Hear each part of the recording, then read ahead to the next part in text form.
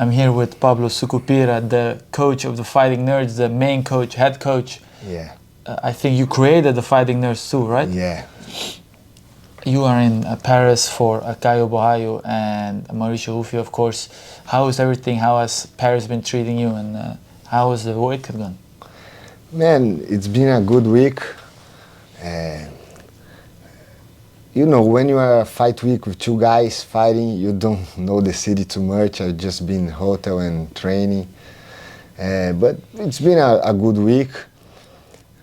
We're looking to really two big fights for the team. It's like a game changer for us. So really focus on the fight, but even though enjoy a little bit Paris. For sure, for sure. And like you said, this is a game changer for you. I think this is as close as you get with Caio, especially to the title shot, right? I think this is the number one contender fight. Yeah. Either this one or Rainier versus Fluffy, but I'm hearing it's more this one, right? I think so. I think Caio and Mavov are a little bit ahead of them.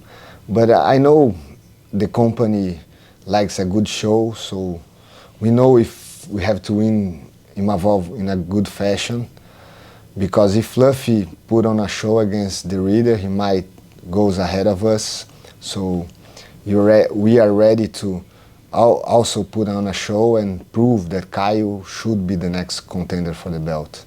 How would it feel for you guys to get a first title? Because you have very successful fighters now. Yeah. Even people come to your gym to train because you guys are so good, but still no UFC title. How would it feel to have Caio or someone else be the first?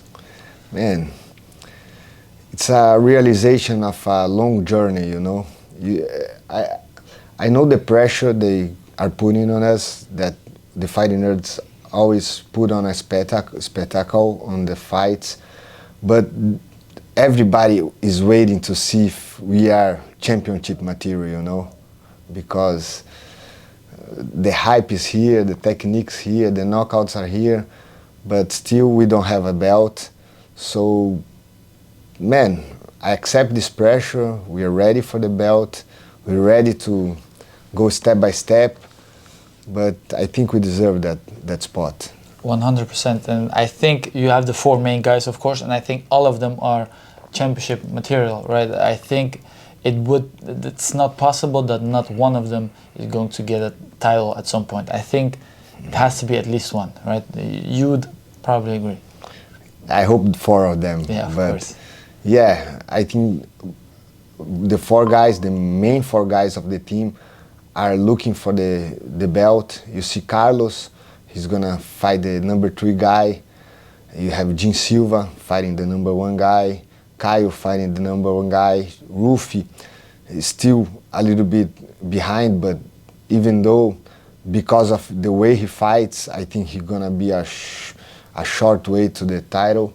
And I think not just the Fighting Nerds, I think every fighter who steps in the UFC, his goal is to be a champion, you know. Every team that's in the UFC wants to create champions. So we are like the others, we're just aiming the top, and it's, I think the difference between us and the other teams is that we got a lot of hype before the belt. Mm-hmm.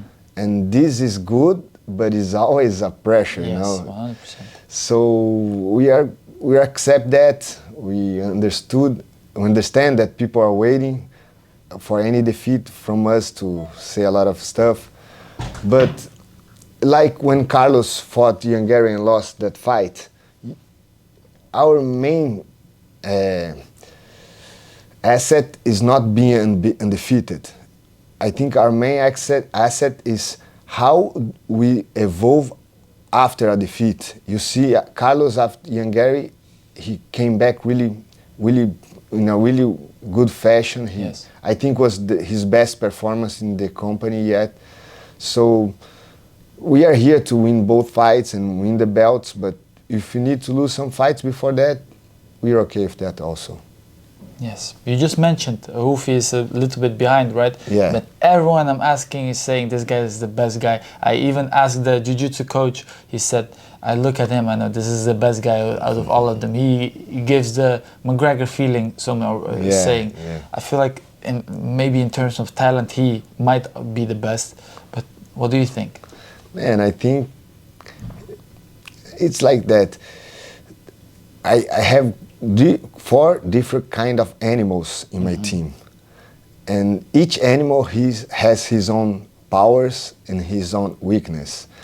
And Rufy has a lot of power, you know, and Caio has a lot of power, Gene, Carlos, and but I think the main thing is not who is the most skilled fighter or the most powerful fighter, but who is the best problem solver.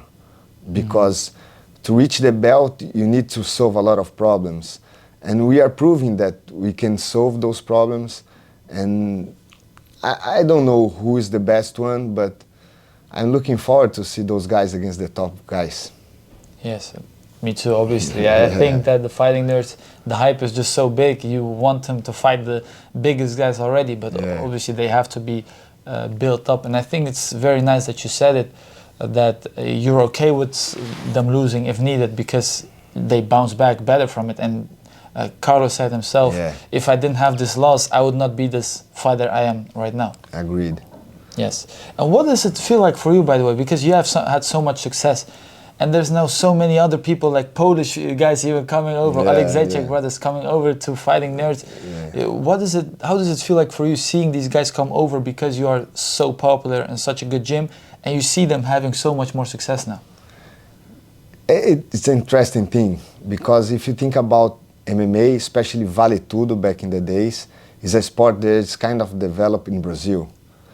And because our gyms was losing their potential, people in Brazil were starting to say that for a Brazilian fighter to be a champion, he will need to go outside Brazil and train in the United States or in another place. And I think the best thing is that we are showing that a Brazilian fighter can be a champion training in Brazil, you know. And even more than that, a foreign guy can go to Brazil to prepare himself to a big fight. So I think that's our main accomplishment.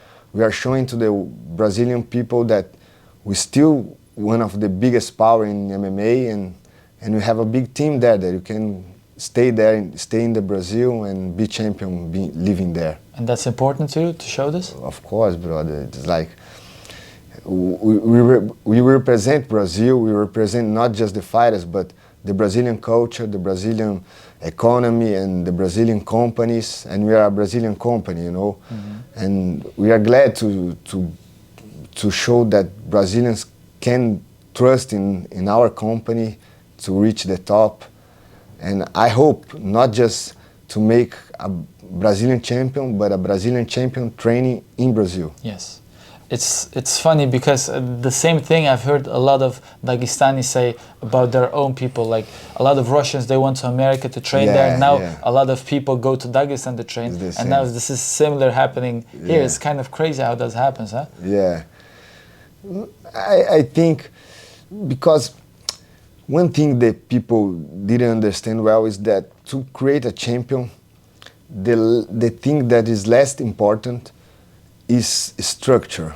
You don't need a fancy gym, you don't need a huge place, you need good technique, you need good concepts, you know. And we are showing, I don't have a big gym, a huge gym, it's a okay gym, but more than that, the idea, you know, the concept, the protocol there, I think this is really important. And I think Dagestan is the same. Like maybe they don't have the best technology, or but now they do. Before they did, now they do. Yeah, they have some of them, but you can see some really good fighters coming from small gyms in places far from the big cities. Even in Brazil, there are some guys from small cities. They say, how can a guy in a gym so small make so good fighters? And I truly believe in that you can create a champion even if you don't have a big structure, a lot of technology, but you have a knowledge. This is the most important thing. I agree, because you see a lot of these guys coming from small gyms, small villages, where I look at it, I'm like, how can this guy beat a guy from a super gym? But it happens so much. A lot. Yes. What are some of the guys that are less known from the fighting nerds that you think are going to be making waves? I know Bruno Brazil fights for you guys, Karin Silva, Bianchini. Who else is there? I think that those are the ones that did UFC. They are tough. already in UFC. Of course, the Oleksiejczuk brothers. Yeah, we have Oleksiejczuk. Cesare just got his contract. We have a really good guy called Ícaro Brito. He got the contender spot last year, but his visa was denied. And this year he got the spot again. He's a huge talent. In Brazil, there is a lot of hype behind him. And he's fighting in September, I think 21 September. And I would ask you to take a look in this guy. For sure. So if you could send me his Instagram, I'll make sure. I do a lot of Contender Series content as well. I'd love to make posts about it. I will do it for sure.